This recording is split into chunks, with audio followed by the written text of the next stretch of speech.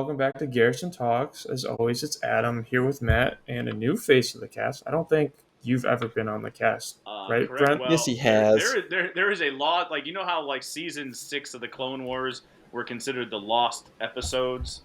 There is a long lost episode of which I was a part of, the early Garrison Talks podcast. I want to say it might have been like episode like 5 or 6 that never made it out. But yes. I'm pretty sure we did, like, it was a whole terrain episode, I think. Oh yeah, that's I the remember lost that. episode. That's the lost episode. Yeah. So anyway, but yeah, so hello, Brent. You can Hello. introduce yourself a little bit more if you want to. You're our 80-year-old member of the Garrison. Yeah. So when I first went over to one of our players' houses who hosts on Friday night into the basement, the first time she saw his daughter, who was like 6 at the time, looked at me and said, "You look like Ben Kenobi," and I wasn't thinking she meant like I look like Ewan McGregor. I think she was meaning that I look like old Ben from Tatooine, which, one, he's raising his children correctly, but two, makes you feel a lot older. Yeah, my name's Brent Dikeman. I would call myself a founding member of the Indianapolis Garrison. Because before I showed up, I don't even know if we had incorporated it into the Garrison. That's why I'm calling myself a founding member. I would call you a founding member. Oh, there was like 6 of us. There's a couple that have lost and departed us. May they rest in peace. But I've turned into a very casual.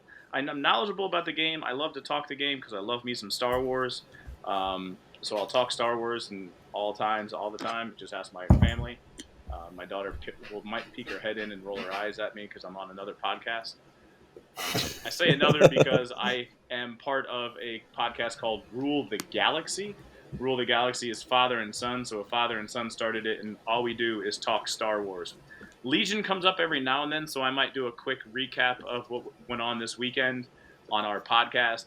But as far as we talk everything, news, what we think, what we feel within the larger Star Wars world. Do you want anything else? where can people find the Really You Galaxy can find it on podcast? any podcast service. I think this one's just basically a Spotify one. But Rule the Galaxy, if you look for it, it is located on any of your major Apple, iHeartRadio, wherever you can find your podcasting news or whatever you want to call it. Yep. But yeah, so Brent's here to join us today because he also had a hand in the thing we're talking about today, which just so happens to be the thing that we've referenced for like 4 or 5 months now, I think. Indy Open happened June 7th and 8th, which was 3-4 days ago from the point of us recording this. So we had a good time there. It was a blast. But yeah, so we'll talk about Indy Open, a little bit about the future of the game after that, maybe, and then figure out where the unhingedness takes us from there. But yeah, so to start, Indy Open, as I've said multiple times now, this past weekend, 50 players? 50 I signed think. 47. But yeah, Well, We had 50 yeah. signed we had up. 50 actually signed up originally before day of. Right? So we actually hit 50 on day until day of. And a couple of people had to drop for whatever reasons. All right. Right. But we get it. But I believe there was, I think 47 players we had. Yep. All did end up playing 5 games at least out of the 6 that we had, because we did end up doing this 3 games Friday, 3 games Saturday. So everyone got at least 5 games, which I was ecstatic about. I got to TO, which was exhausting. Brent's giggling because he knows what I'm going to say next, and that TOing is a lot harder than I thought it was. And like it's not like I'm trying to discredit like TOs or anything, but it's just like I always like in my brain. To give you all of that, this is Adam's first time TOing, period. This is and my he did first it for time a 7, and he did it for a 47-person event. So like he jumped into the deep end. Not alone, he was there with Marvin, but that's jumping into the deep end. There was 2 of us for 47 people, and what is it? There 24 tables, I think, 23, 24 tables, whatever we ended up having. So it was stressful. What are your thoughts of TOing prior to this weekend? So my thoughts prior. What did you think a TO was doing prior? I thought a TO organized a tournament, invited everyone there, and Or sat around for Council 8 hours. for those that are paying attention and care at home. I genuinely, like, from the bottom of my heart, thought that TOs sat around for 8 hours and spent like maybe an hour total making judge calls, and that was it. So I thought that TOing was like the easy part of the day, and like the setup of the event was the hard part, which it still might be. I don't know because I haven't actually set up an event because Matt, despite the fact that Matt played, he was the one that orchestrated like 95% of all of this. Well, and When we you say got setup we got event, down. are you talking day of setup, or are you talking like setup Like- and organizing from the jump? Like from the jump. So like Okay. finding the venue, setting up like what was supposed to have a food truck, but like they bailed on us because they hate Yeah, us. I mean, I can say. I mean, we got done with the end, and I said it before. It was like, like we'll see you again in 6 months because it takes a good 6 months to plan that event. Yeah. So but I thought that was the hard part. And it might be I don't know if it's the easier part, if it's the harder part, et cetera, because I haven't done it yet. But like I can say that TOing is harder than I thought it was, and I thought I'd have time to paint, and I did not. There was a lot of problems that popped up too. Like it's something we can talk about later, like expand on later. But like, game uplink sucks. I'm just gonna say it. Like I will be abrasive about it. Game uplink sucks now, and I hate it. So props to whoever is still using it and has used it in the past. But like, it's just like it feels so bad to use now. Adam's coming out slinging stones. Seriously. I'm slinging stones. I'm upset because I couldn't add in a player after a round started, so I had to spend my lunch the first day manually recording all the games and then re-uploading them and rebuilding the round and everything, and that took like a good like hour and a half. So like we got behind schedule and everything else just because I clicked to sign in a player 3 times and it never went through 3 times. The hitbox didn't register. Yeah, so like it was just like that was a little frustrating, but like overall it was fun to TO, which caught me off guard as well because I thought it was going to be again. I thought that TOing was sitting around for 8 hours, so I was expecting it to be kind of boring. I'll be honest, there is downtime. So, a little bit more about myself. Like I've helped out. I help out running events. I enjoy playing, but I'm also enjoy talking to the players, looking at the armies that are on the table, watching people play, watching the decisions that people make from afar, and interacting with people otherwise. So I've been around the game for about 3 to 4 years. I know the game and understand the game, but I prefer. I refer to myself as Mr. Congeniality. I prefer to talk to people, make sure that they have somebody that they can talk to, have a good time, because I want to continue to grow the. I love Star Wars, and I want everybody to love Star Wars. So by doing that, I feel like they are more apt to continue to play and come back to our events. Speaking of Brent, because like I was TOing, Matt was playing. What were you doing, Brent?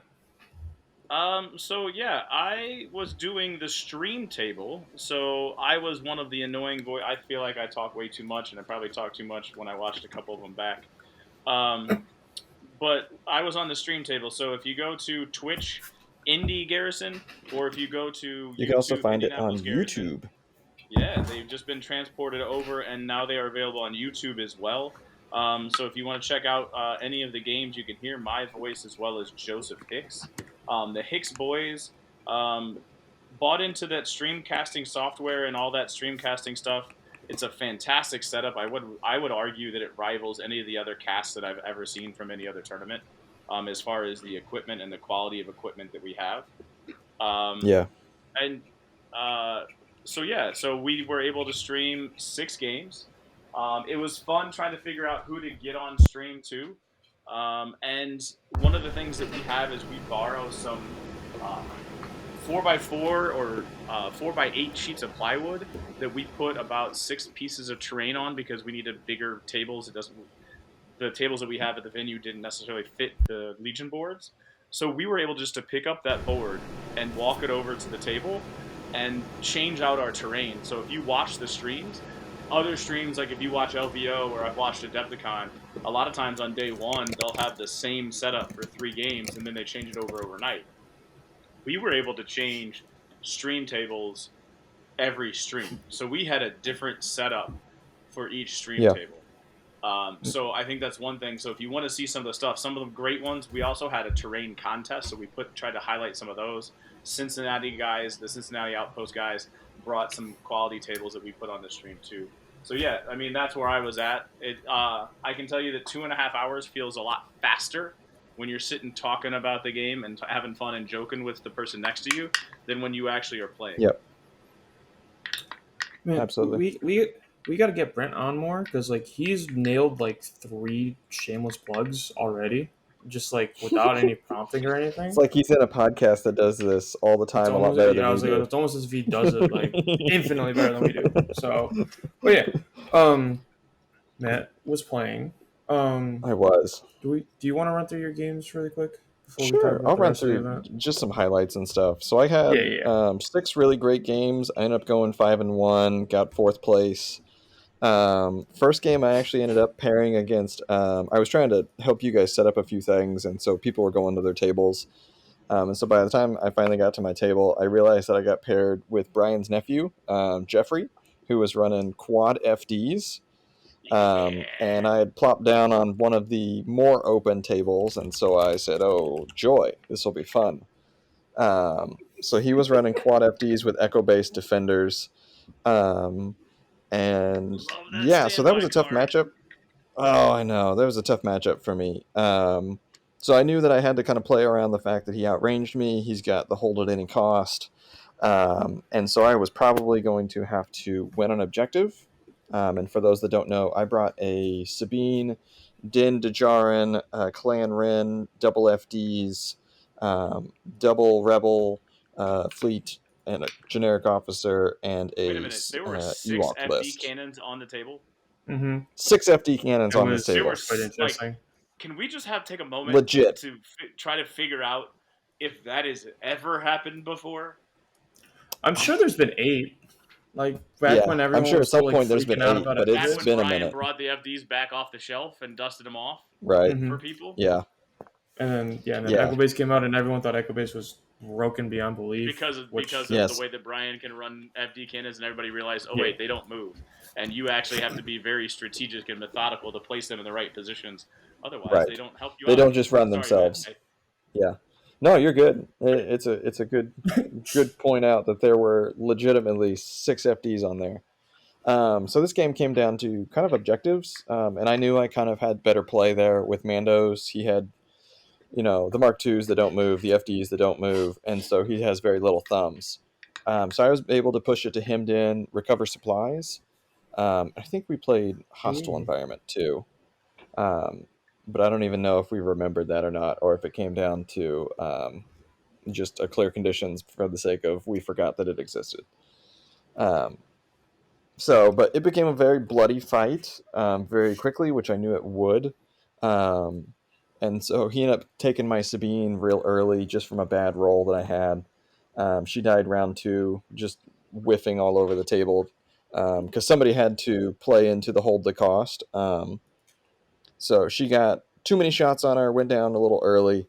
I got his Hold Luke down to one. is that the standby card? Because I Yeah, know that's a shenanigans. Mm-hmm. standbys. I Holding just don't cost know the 4 names of them. standbys. Okay. Technically, actually, he Yeah. had 6 standbys See, because they're he had 2 holding it. Mark IIs, They're holding at any cost, and so like they're all ready and and it was stuff. So hemmed like they've in, got a so we bunch of had them standbys. all Thanks, pointed Adam. on the middle You're box. welcome. Yeah, Sometimes remembering the cards tends to help.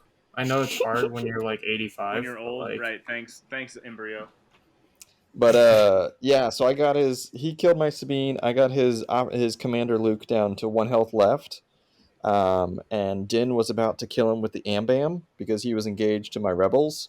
But Luke, at the beginning of the round, played his 1 pip, Son of Skywalker, and rather than swinging, he pushes them off and double moves behind a building, just so I can't get the bounty. Luke ends up dying like right after that to an FD shot, but I couldn't get the bounty on him. So we ended up playing to round 6. He had 2 boxes and I had 2 boxes. Um, one of his units is poised to move to the middle box and grab, and then he would claim 2 because he only had about 3 thumbs at that point. And I was whittling away all his thumbs. But I used both my FDs with their barrage to panic that unit, so he drops his box, can't grab the center, so now it's back down to 1 to 2. And Din's got to hold his box and not be panicked. And so it's round 6. Din's got 2 suppression on him. If I can roll one off, I'm probably okay. I don't. So then he shoots Din with 4 FDs, all with the barrage, brings me up to 8 suppression. I inspire one. One comes off at the end of the round, and Din's still at 6, and I lose because he can't score that box. So it was a very, very tight game. And then the other 5 went in my favor, which was great, and I was able to kind of climb back up the ladder. But I had some really great games. I played only one game, I think, against Commandos, which was surprising because there was a lot of Sounds them. right. What is I there? got to play 11 Brian lists and Salowski. 9 commandos. Yeah, something like that. And then I got to play Brian Salowski and his Rebel Jank, which was great because he and I constantly joke about we both play Rebels only and we both play Jank. Um, so that was a super fun game. He brought Ewoks and Leia, but not Bright Tree. So he brought like 2 buses and he's throwing Ewoks in them, and then he's like 11 acts and just drives at your face and just throws everything there. Um, Din got his whistling birds off that game and did like 9 wounds. It was great. Gross. Yeah, That's what happens and when then murder bears close. that's right, little murder bears. And then day 2 went great. I ended up finally playing round 6. I got to play Adam Knopf with his range troopers. Din closed a game for me with Bounty, which was great. So we ended up tying, and Din won with Bounty with 1 wound left, jumping and hiding behind the building. So, Gross. but yeah, overall it was a great weekend. Sorry, I'm looking up how many commandos there were. If I can get a good. I feel like there were 11 in Republic lists, and 9 of them had clone commandos. It's not. I'm pretty close. I don't know why I'm not putting What was the more hardest effort matchup, into Matt? this. I mean, so which one gave you the hardest, like the most scare when you walked up to the table? I mean, the hardest You one was lost actually the one, but what was it was the one I hardest? lost. Yeah, that was definitely the hardest one, and mostly because he outranged me so much. And we were playing like Jeffrey and I even told him afterwards. He didn't have a single FD shot all game that was less than 5 hits. So, and I mean, he was throwing, with the barrage, he was throwing 7, but he wasn't aiming on, most of the shots. I mean, he had aims on kind of some of the first ones, but it was a recover shoot, and he was getting 5 on almost every shot, at least, if not 6. And so, I mean, it was just at that point, I'm just like, all right, I don't have bodies for this. Even if I was playing CIS, he'd be tearing right through me. So that was definitely the toughest game because of all the firepower. I just couldn't get into him, and we had to play his deck. He had like a 14-point bid or something crazy. Gross. Yeah, it's ridiculous. Gross. There were 9 lists. Yeah, can't confirm that there was 9 public commando lists. So, kind of surprised you actually didn't pull any. Yeah. It might have not helped that you lost your first game and they brought. I did play one bounty. I played one commando list. That was against Kevin from the Chicago area, and he had Yoda Anakin, and I won that list on a prayer. So like we ended up playing Intercept, and he called the list Full Send because he infiltrates really, really aggressively. So we were playing Major Offensive, and he infiltrated his unit probably like 3 inches outside my deployment zone, on the right flank up on top of the big part of Major Offensive. And I'm like, oh, cool. So that's what this game's going to be. So I put an FD over there to kind of box out some of the infiltrates. I know he's probably going to take that unit, but maybe I can trade some shots before it goes down. And then he puts his next commando about 3 inches from my other edge of my deployment. And I'm like, all right, so we're doing this. And so I had to put Din Sabine down in kind of my corner. We played Intercept, and so Din kind of goes into them, locks them down, does 1 wound, and just basically immobilizes them in place turn 1. And then he eats an FD cannon out of the gate, and it does nothing. And so we were basically having some heavy trades. Yeah, I mean, he was saving quite a bit. End of the game, turns 5 and 6, he's got Yoda and Anakin on the middle, and I've got like Sabine left, and I have a fleet, a couple of rebels, and an FD and an Ewok, and that's it.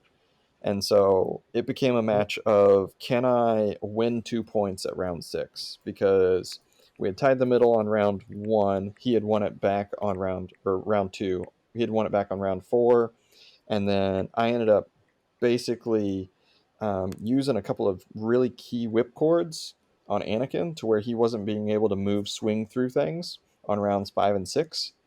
Um, and Yoda was tied up with me, and he ended up making a mistake in just moving a single mini into Sabine to try to keep the mini safe. And Sabine Darksabered him, and so he couldn't get enough Right. bodies on the middle turn 6, and just ended up winning it just for that. So that was my commando game. I really like Kevin's list. The Yoda Anakin, just because it's very fun. It's a It very was fun very list. It aggressive looks for like, sure. well, I mean that's also kind of the appeal to me, you know. Like I like to know when games are over. Like you can know kind of like by like turn 3 because like half the board is dead on both sides, so like makes it really easy. But anyway, um, Easy to TO for or easy to. makes it. I mean both. I mean Yeah. like there's a way less thinking required when there's like 8 What acts on the was your table instead hardest of game? 20. Okay, so like we'll talk about TOing. Like, so what was the one game that you kept finding yourself going back to? Right? Because as we walk around, we get bored, we go back to. Like it's like we've all done it if we've been in that position, right? Like you can't only sit at the table by yourself so long. You can only hear like. So which game drew your attention? Which drew my attention was a lot of them were Weston's games. I'll give Weston. I Okay. don't know Weston. I don't know how to say his last name. But he's one of our. He even pronounced it for us on stream. Throbabin or something. It's like Throbabin or something Yeah, like that.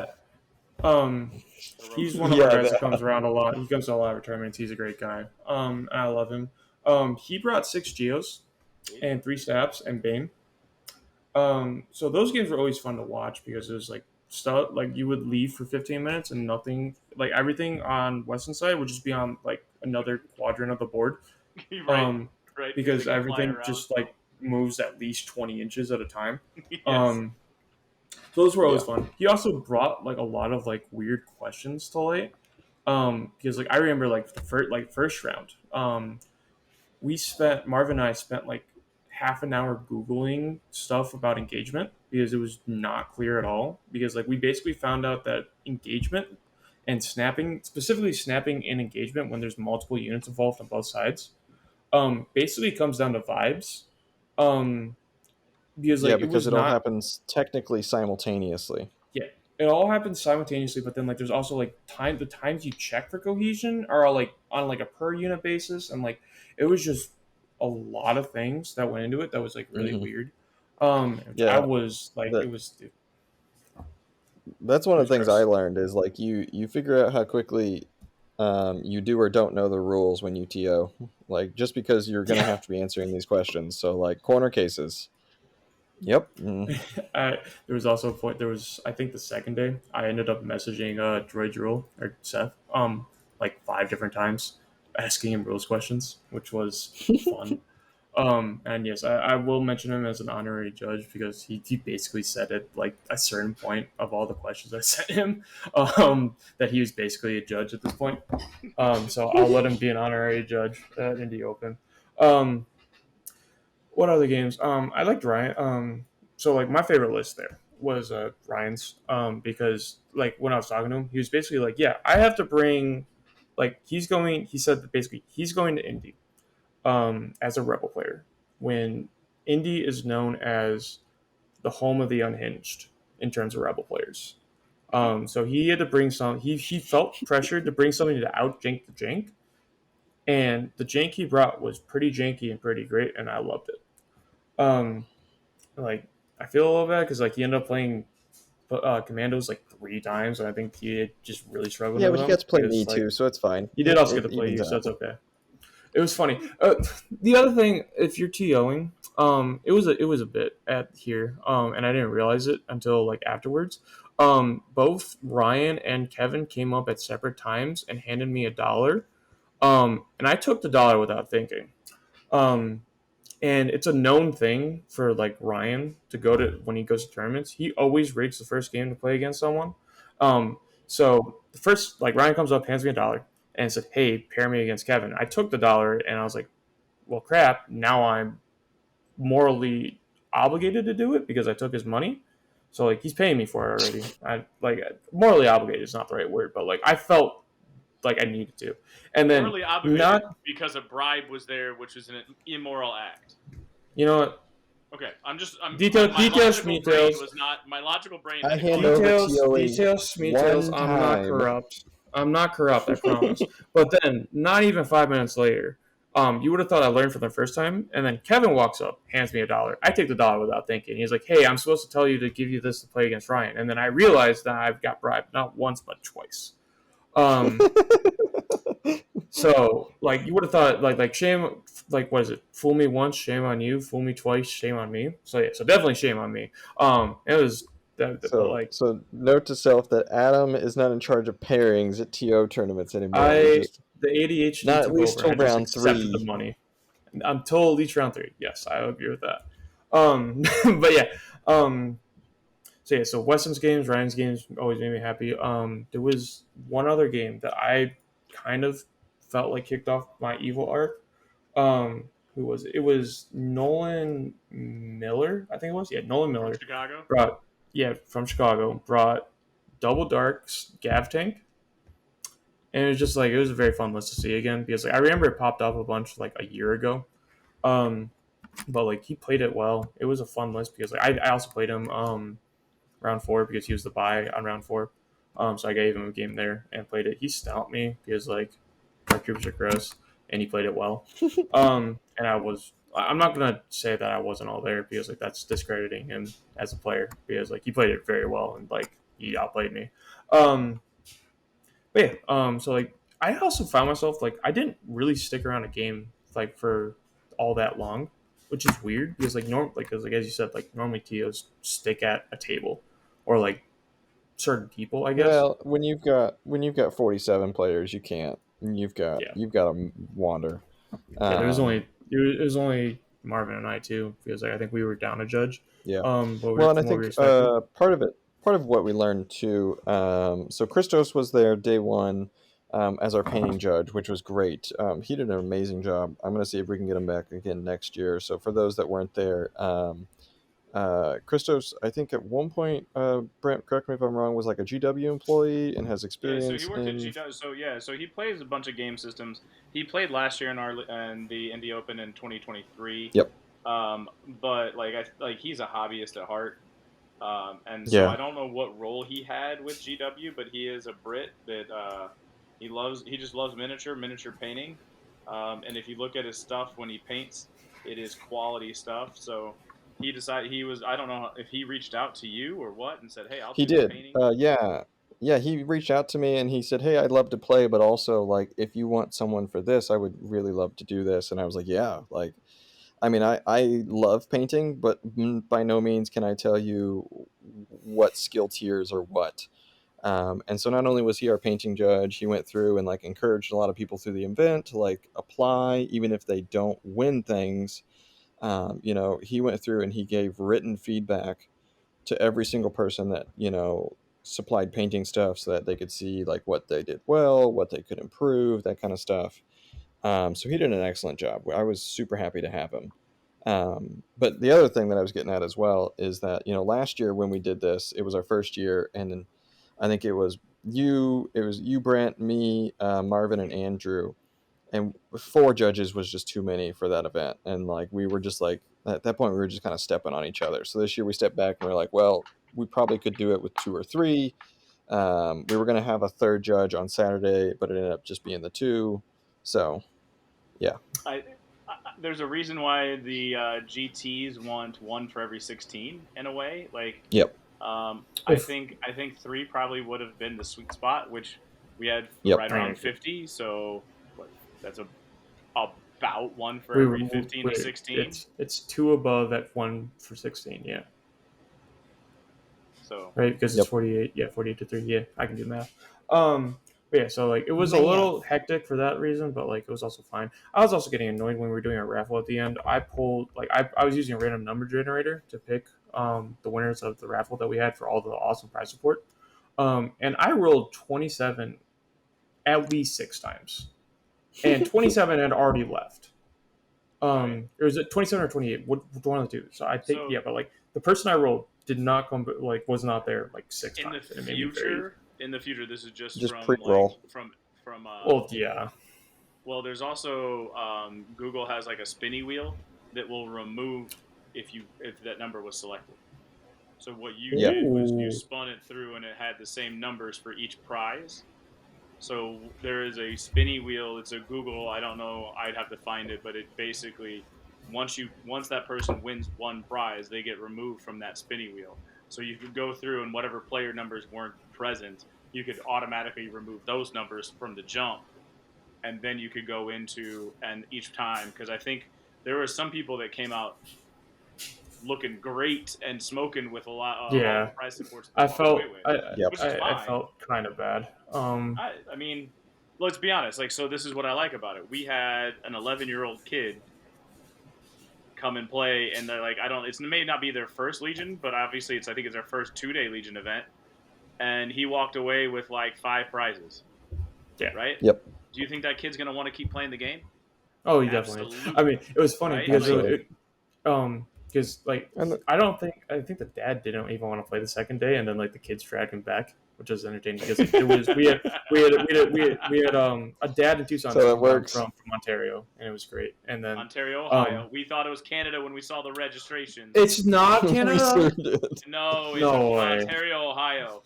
So like Yeah. There's an northern Cleveland area, like yeah. why is it in Ontario and Ohio? Yeah, we I had don't a know, good but they said A conversation about quite a few that. I was like, times, "Hey, so where I are you called guys them on out it. of?" And they were like, "Ohio." I was like, "Ontario." I was like, "Oh, okay, yeah, all right. So not Canada." Yeah. Not Canada. I thought they were from Canada, and I was like really ecstatic that we had two countries present. No, I'm kind of not. I'm not sad, Right, but right, like, right. No, I know. I get it. I completely get it. I had the yeah, same reaction when yeah, I was like, when But they said but that, I like, think that's a oh, good perk. Like you're saying, like the whole point of why we do these events is that, people can walk away with good swag, whether yeah. they were in top 8 or they just came for a good time. So, yeah. I So, mean, another one of our like local players. I don't think he's ever played in a tournament for Legion before. I don't even know if he's played in tournaments. He might have played in MC tournaments, but he was joking around that he was going to build a poison list to try to win the poison, and he basically won it in day one.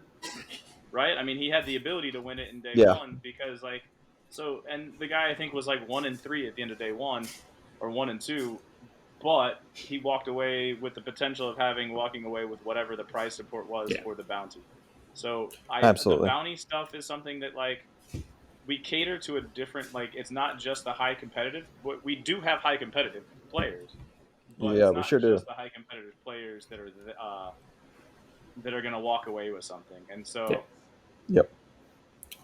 Is there any okay, so the what I've gotten is prize support for everyone. Use a spinning wheel for raffles and whatnot. yeah, And like, I mean, is there I'll anything? show what it is when next time we see like. But yeah, no. But like, is there any like before we move on to the more competitive side? Is there anything else that you'd say to like give advice for someone that's like TOing for the first time to like trying to like build a community and whatnot and try and like help them with it? So there's an Um, art. So I'm gonna go and jump in real quick, Matt. There's an yeah, art go ahead. to interrupting the game and talking to the players, because what I find to be what I like to do, what I have the most fun with, and what I think makes a connection is you see somebody who has something that's well painted, and they're in the middle of the game and they're making a decision. Just stand by the table for a second. Then when you can see them relax, be like, dude, like really? That's awesome. What did you do? What paint colors did you use? Is it airbrush? How did you blend it? Get them talking about things because there are some people that are hobbyists and they'll get really into talking to you about their hobby. Hmm. And it gives you a way in. And it also breaks some of that tension that they have playing the game. And some people like that, some people don't. And you can kind of pick up by how much detail they give you in the answers when you do that. So like just picking and choosing spots to go in and talk to other players.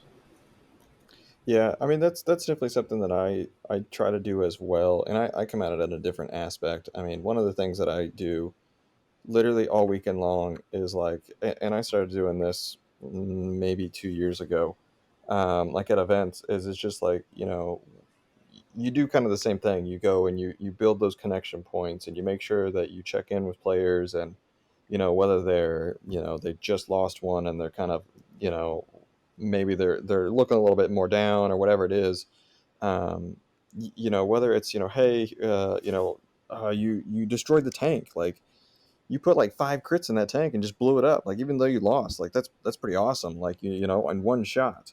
And how do you build them up, and how do you build those connections? Like one of the other things I do is I'm constantly, like at the Indy Open and other events, just like, it's weird to say out loud, but we do a lot of fist bumping, like quite literally, like it's quite literally like, hey, like great job, man, like fist bump, or like like, and it becomes this cycle of like encouragement, where you see it not just with me, but with other guys as they're doing it throughout the day, and so everyone's kind of and it just changes the atmosphere. A lot of times, Oh, a man, lot of times at some of you these good? events, sorry, Okay. I had No, my you phone cut connected to off my for a second. That's headphones, all. and somebody called me. Um, Uh, but yeah, I mean, at some of these events, they get a little bit serious. People are really focused on winning. People are really focused on the numbers. And so it's just good to bring it back to understand that this game is a social construct. And when that construct breaks down, the events are less fun. They just don't work the same way that they should. We're all here to have a good time. That looks different to some people, but that's okay. We can all kind of engage in that together. I would also encourage the other aspects of the game, right? So one of the things that we do, which is different, is I think the one thing that's different is Matt's idea of the bounty boards.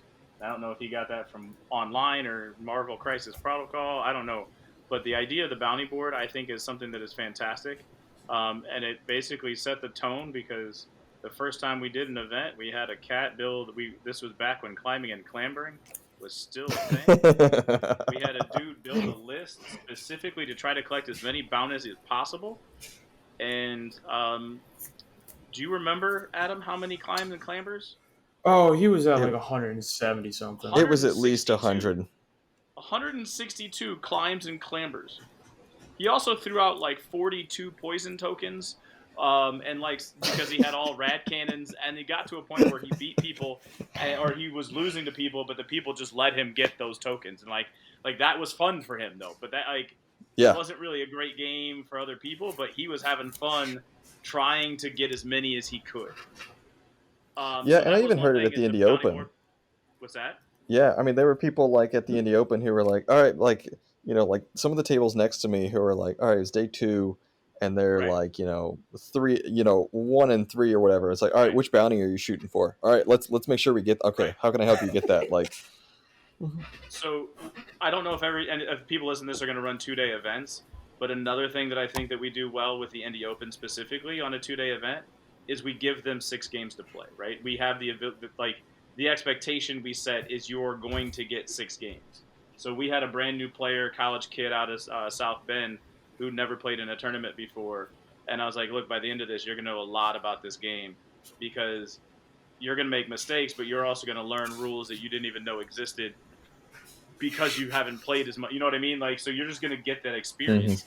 Playing is like experience is the number one teacher. So there's that. We also had the painting competition, but the last thing is, and so if you post this up, I'm currently in the process of building terrain. We had a terrain competition. So like there was something for every level of hobbyist and every type of hobbyist. There was something to try to get an award. You could bring a table and be a part of the event. Um, in fact, like I think we had one of the guys had a real bad beat round one, and well, he brought one of our tables, was gonna leave, but we used his table on stream and got it. Like he basically stuck around and played out the last 2 days and didn't finish too bad. I'm not gonna throw names, but like he was not in a good mental space, full tilt after round one, but because of the community that we have here, and his table's awesome. He was able to stick around and he was able to pull it back, bring himself mentally back into be able to play. Yep. Yeah, yeah, I was happy. pulled him back and proud of him for finishing out and everything. I didn't want to name names either, but I was happy it got brought up. But Yeah, and I I think that's the guess beauty of this community is that the Indianapolis area has gotten mainly, I think, I mean, really we've thrown ourselves in the Legion just because of the community cares about each other so much yeah. and wants to lean in together in that manner. All right. Do we want to talk a little bit about the top 8 because it's actually kind of interesting? What was I think we interesting should about it talk to you? about, yeah, we'll cover it Hmm? briefly. I don't want to do too much because people Well, should go yeah. read the article. Where can they find that article? I'm going to clickbait that. Hey, you can Yeah, I find mean, it at IndianapolisGarrison.com. .com. But .com. there was just a couple highlights that I wanted to bring out in that we had I 4 mean, CIS in the so top 8. right, but let's talk about the elephant in the room, right? So that's why I say what was so good about it because isn't, and this is me, I don't know enough, but isn't the one that won it like the Dark Trooper, the like, isn't it like the taboo meta centric list right now? Yeah. Like, Experimental where like droids. Yeah. Experimental experimental Yeah, droids it's the droids? did. meta list. Yeah. Isn't that what Yes. like 6 of the 8 top 10 or 6 of the top 10 at Worlds were experimental Correct. Something droids or something like like that? that. But yeah. Correct. So experimental droids did win it, and that was actually probably like our first time we actually saw experimental droids against commandos in a wider In a aspect. big Because tournament with high level players for sure, yeah, right? Because Yeah. Commandos have been out for what, 2 weeks ish. If about a that, month I at mean, this point. ish. But yeah, It yeah. feels like So 2 weeks though. yeah, and that was piloted by our very own Tyler Carnes, though. That I think that stream game against Brian, round 6 for the head table or top table, Yep, is up on our YouTube as well. There, that yep. was And Commandos It versus is. Indianapolis EXT. Garrison on YouTube, it is. Um, but yeah, but I mean the other interesting part is that the 3 other CIS lists weren't um EXT. I think So like, I think the most interesting part to me, sorry to cut you off, Adam, oh, you're fine. is that there's not one, but there's 2 Sabine lists in the top 8. That is true. That is also true. And there's also Just wanted my to throw favorite. that out for all the Rebel chat players who say Sabine is bad. Looking at you, Ryan I Salowski. mean, there's the other thing is that so Wait, he says yeah, Sabine's bad. our top rebel. So our, yeah, I mean, we can come back to that in a second and roast him a little bit. But top rebel here had Din in his list. Top rebel at Rocky Top had Din in his list. I believe the winner of UKGE had Din in his list and was a rebel player. So like, that's my Is there? favorite Are part you trying to say personally. something here? Like Trying to you're say hinting that around maybe at something, maybe Adam. I'm maybe I'm maybe dense. Tell me what you're trying to say. maybe Din's better than people think he is. And I think he is better than people think he is. I think he's really Well, good and right I now. think I think Din has always been pretty good. He's just been too expensive, and like trying to run him and things is just too expensive. So, But yeah, I but I mean, think but it we've given just, him enough time to where he's actually cooked a little, and people have started figuring out the kit. yeah, I think he's also really good and strong in the meta right now. Because like, the easiest way to kill commandos and BX droids and stuff is by whacking them a bunch. Din does Well, a it's really good also Or job you of you got just that. ambam Ambam. them. You got Or just Ambam. am Free him. Yeah, wounds. yeah. I think he's just really well positioned. Yeah. Yeah, I mean, I agree. I do think, I mean, over the 2 days, my Din, and I did run the Ambam. I mean, he did probably 6 to 8 wounds reliably with the Ambam over a couple of games and closed at least 2 bounties with it. How could he do 6 to 8 wounds in a game with the Ambam? No, over Over a the day. 6 games. Over a day. Okay. Over the Okay. over the 2 days. I thought you were trying to say over the game. Well, you Yeah, just Din- got to Wow, cheat you're well, getting Brent. Oh yeah, Yeah, I mean, right? Like you're hitting some button I don't know about. Like teach me that button. But yeah, thank you again to everyone that came out and whatnot to Indy Open. It was a blast. I hope to see everyone that was there again. I don't know, like, So here's another so thing do too. Like we? you say you hope to see everybody out, right? So last year, so the forward base Columbus, which is Weston and Matt Pearson. Last year, Yeah, those were the only 2 guys there. This year, they brought another friend, so that was 3. And I'm gonna call the Ontario boys from that group, even like that's who they play with. So they went from 2 guys to 6 guys this year, right? Yep. Indy Open last year, I think we had one Chicago guy, maybe. And then we had Al and Andrew and Mike from the 630 with their podcast. So there was and Nolan from that crew too. So there's 4 guys that came down from the Chicagoland area. So word of mouth is the best way to spread anything. The first time you do Absolutely. any sort of event, you're gonna have a smaller number until you get people oh, that's a fun place. One of the greatest things that I have is oh, I love coming here. We'll be back. We'll bring and I'm bring somebody, man. So try to recruit and bring somebody else. But the Kentucky guys, they've actually created a team name for themselves, which they didn't have last year. But they brought 2 new players. One dude was on stream our 4th game, which was game 1, day 2. Somebody had told me that he was brand new, but he had started playing 2 weeks ago. I didn't realize Jeez. maybe he was a brand month new. That's awesome. brand new, right? So when That's he was awesome, playing, yeah. it was one of the funner games because a couple of mistakes happened. But one of the fun things was trying to figure out, okay, Joe and I were why did he make that mistake? Oh, so he had speeder bikes, and when he shot into the Chewbacca ATST in Bright Tree Village, it was also Blizzard Force versus Bright Tree Village, which was funny to me because that's 2023 meta. And so Yeah. And so thematic. right, but yeah, it was on Geonosis though, so not as Yeah, well, can't win them all. but so he was using his speeder bikes into the ATST, and he was only doing Impact 1. And we were why is he not doing Impact 1? Well, if you look at the unit card, it says Impact 1.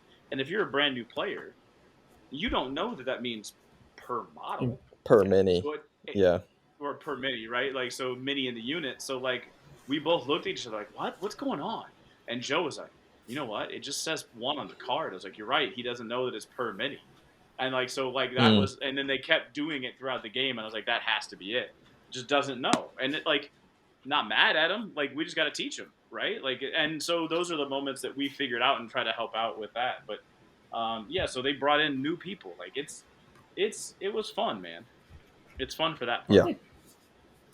So what's in store for us next? Upcoming events and everything. I'm happy Brent's here because Brent's actually running our summer league here in Indy. Yeah. You want me to kind of go into what's going on? If you want to go into it a little bit, we can talk a Sure. little bit about running leagues and stuff. One of the things that so out of the 46 players, about 25 of them are locals, right? We got people that travel, and we love that we have the people that travel, but we also have a pretty strong local scene. So, and then there's even about 25 that come to our regular stuff that aren't as into tournament scene and the tournament play because it scares them. So this is a casual, and I'm a beer and pretzels guy. I like to play. I like to joke around and have fun, roll some dice. And so it's a casual league, but the idea was that, let's say you're new to the game, you haven't bought very many models, so let's make it faction locked. So when I say faction locked, what I mean is if you only own Rebels, then play Rebels. If you want to buy something new, let's say you bought Rebels, but you have maybe 2 or 3 things of Empire, then lock yourself into the Empire so you can build some lists to build out your Empire. So it's kind of like that idea of the Escalation League, but it's a casual event. I'm going to run it so it's forced pairings, only because I don't want to force some of those, because it could be awkward for someone to reach out in a Discord or and not know anybody and hey, who's available on Tuesday?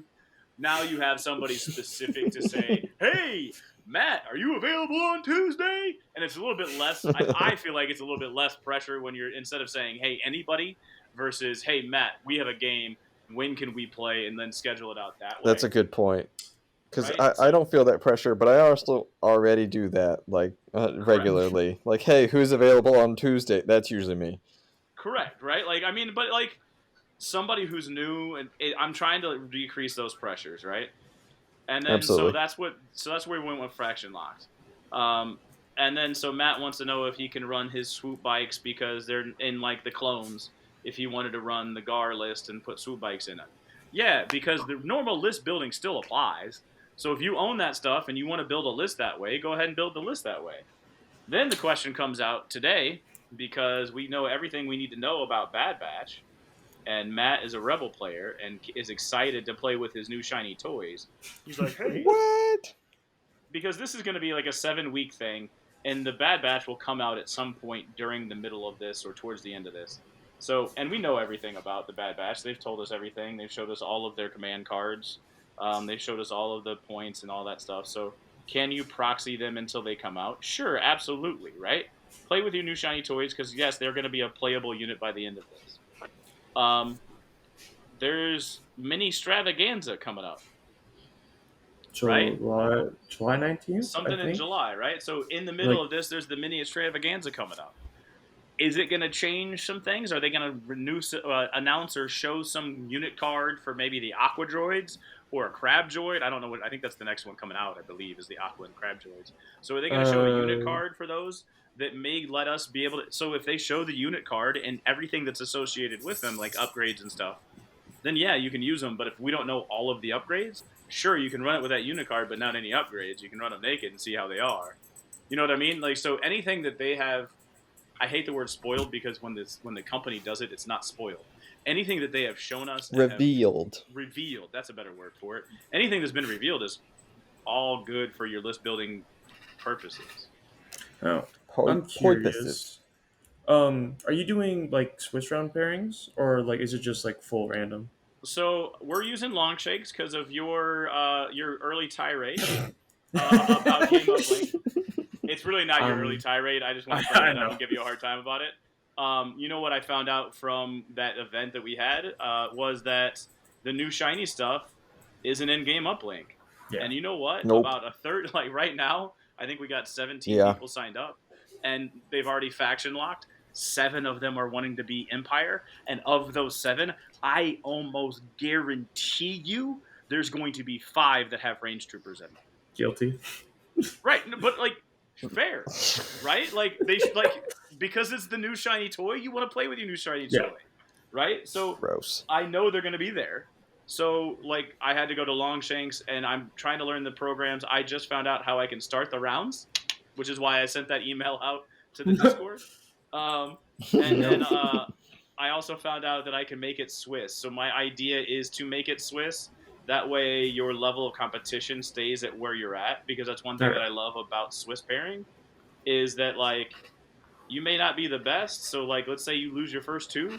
You're going to get paired up with somebody else that's lost 1 to 2 as well, who is more likely going to be in your competition bracket. If you have been winning, you're going to play somebody that's been more or less in your competition bracket. Which is why I also don't want to do something for, like, first place.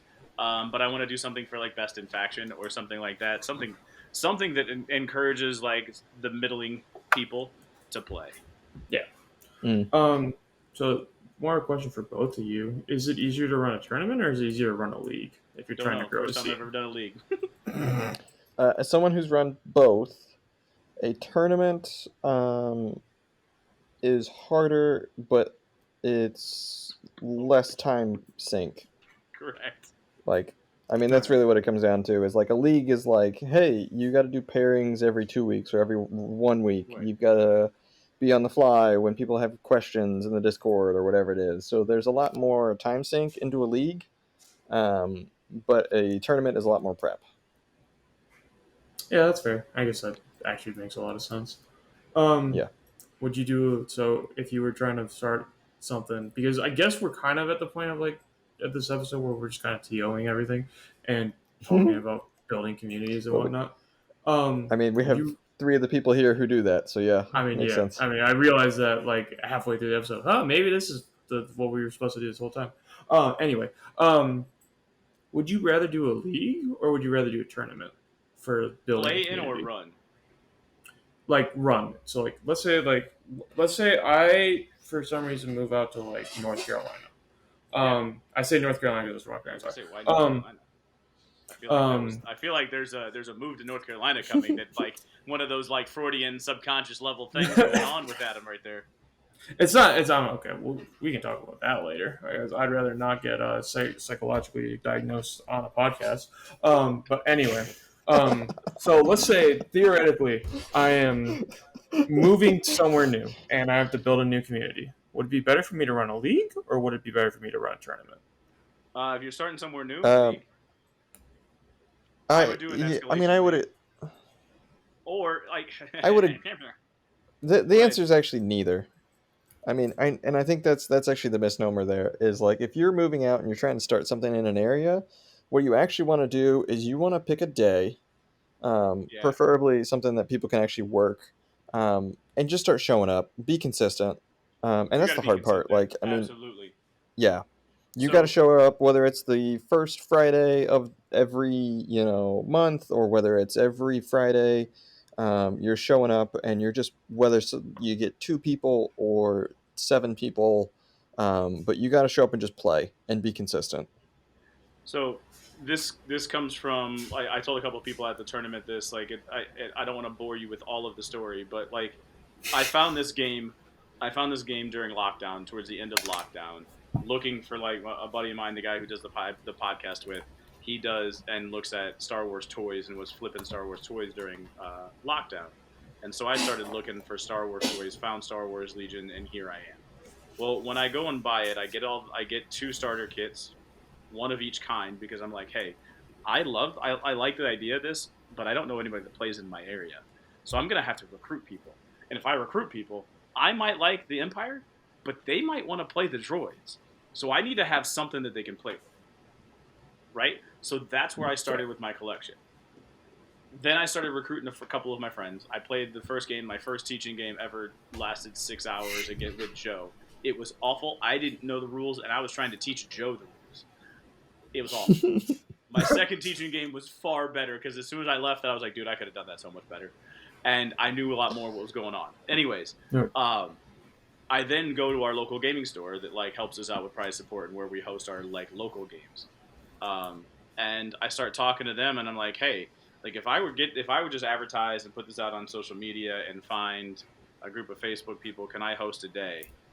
And they're like, yeah, bring people into the store. Yes, just tell us what day, and we'll try to get people to do it. Right? Well, the first, I want to say 3 months of doing that, and I was doing it like twice a month, like what I do on Saturdays, because that's when my schedule would permit.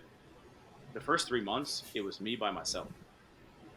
I would Mm. sit there and I would take my little toys out and I put them on the table. I wouldn't even paint, but I would just have them. And because I was in there in the game section side, somebody peeked their head in. I'm like, "Hey, Star Wars fan!" And I would just talk to them about being Star Wars fans.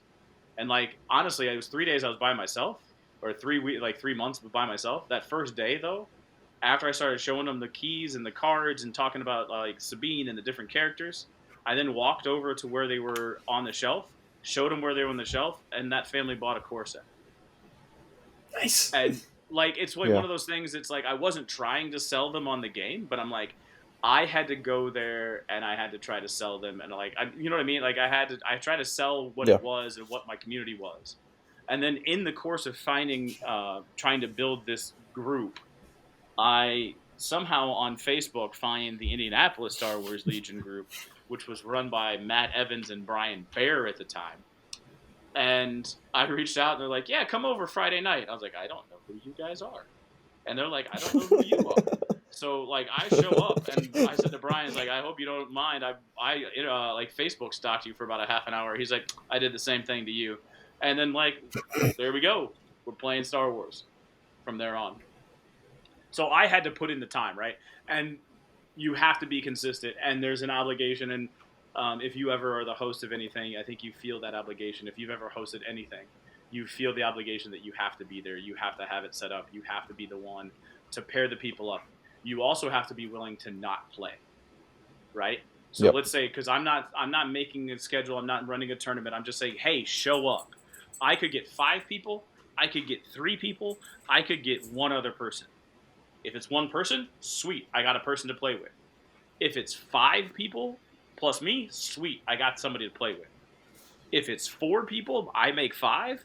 Yo, you two play each other, you two play each other, and I'll just be Mr. Congeniality where I walk around, rules expert, answer questions, talk to you about Star Wars, what's going on with Obi-Wan, what's going on with Andor, all of that type of stuff to try to get you, like, what's your favorite Star Wars? How'd you get into Star Wars? Who's your favorite character? All of that stuff to try to make you feel like you're part of the group. So those are the things that I would say that I would start doing if I were, because that's essentially what I did to get it going, because I didn't know what was going on. Now we're sitting here, that was probably 2021, still wearing masks. We're sitting here in 2024, and like I think I underestimate when I say that there's probably a consistent 40 players in the Greenwood, South Indianapolis area. There's more than that. That is there? There's probably a consistent 40. Yeah. They don't show up to everything. They don't show up to the competitive stuff, but they show up on that Saturday, or they show up on the Monday night.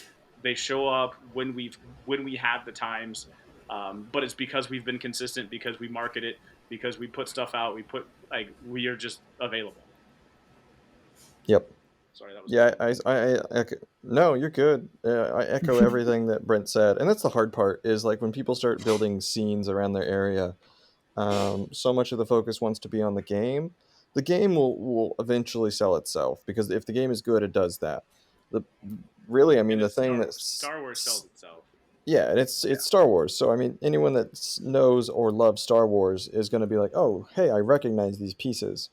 The thing that really builds your community is the connection that you build with others, and bringing them into the scenes and doing all of that. I'm also going to say, and this is another little secret that I've told some people too, I watch Warhammer. I go talk to the Warhammer guys. Because guess what? Yeah, we make fun of him for that.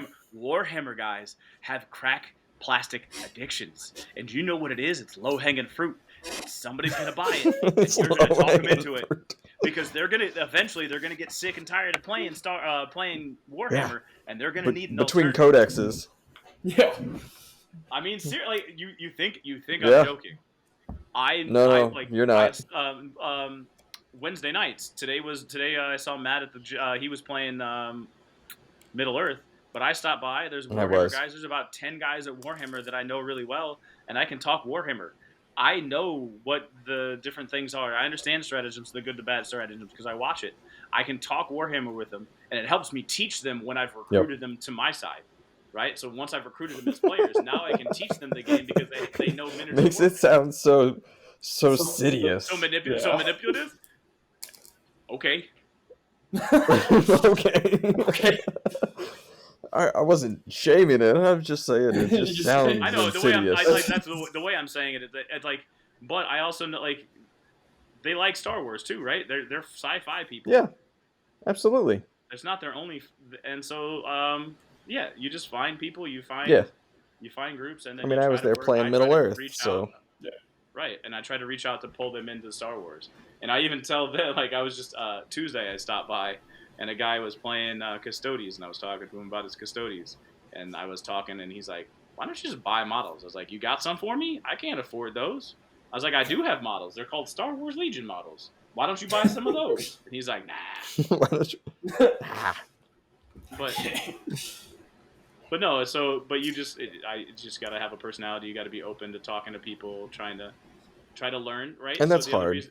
The other part too is I want to learn. I want to learn Warhammer. So when I ask questions, I'm asking questions to learn. And I feel like I'm genuine in those questions, and they can tell that you're genuine in those questions. Some people are just asking questions to try to get to an answer, or they want to say their next thing. But I'm genuinely interested in what they're trying to tell me. And if I can give you that general interest, and I can get you to buy into that conversation, we're going to have a personal connection. You're going to build that relationship. You're going to build that friendship. It's relationship building. The same thing you hear about in leadership, and like if you're in management. Yeah. Yep. All right. We've been going for an hour? Is there anything else we want to touch on? I'm saying I'm looking. Well, we talked about the league. Let's take like a real short. We could do like 5 minutes. We'll talk about this thing that Adam and I are going to in July. Yeah. Who's your third? So ATC. ATC. Who's your third? So it's there's a team tournament where you show up with a trio. Who's your third? I didn't hear you, Brent. Oh, who's our third? Sorry, Jacob is our third. Okay. So Yeah, we had a pool of us here locally that were kind of looking to form We teams, have and like so they kind of four got teams drew going. lots. Yeah, which I think Andrew and Marvin were looking for a third. I don't know if they hit you up, Brent, but they were still looking for a third. Last I heard from them. So I don't know if I got time. yeah, that's what I figured. Yeah. But yeah, so we're going to that. It'll be a blast. Matt's playing probably Rebels. Jacob plays Yeah, Shadow probably Active. Rebels. I'm probably playing Empire. Which is gonna be interesting. So the weird thing is like it's a team tournament. So you bring a 3-person team, and then one person's the captain, and then they pair off. Like there's got a system for pairing off matches, Yeah. and then you take win records from the teams. But like you're unique character locked, but you're not faction locked. So like we could bring a team of like 3 rebel players. We just all couldn't play Luke. Yeah. Which is kind of weird, but like it's an interesting I way of think it's doing kind it. of interesting. I'm about it. So It kind of like actually brings a lot more strategy to like you know, the current rock paper scissor system that a lot of people say we're in with like armor skews and range skews and melee skews. So I do wish that team tournaments were more of a thing because like they like it's kind of a 40K thing, and like I recognize that because like 40K it's big over there, in that scene, but like it's a really interesting concept, and I wish more people would do it. I hope this tournament goes really well, just like regardless of if we win or lose or what, but like I hope How are they there's going a to lot of determine? How are they success. going to determine success? How are they going to determine who's the victor? So What's the it's best. We play three best of games. three? It's best of three. Best of three.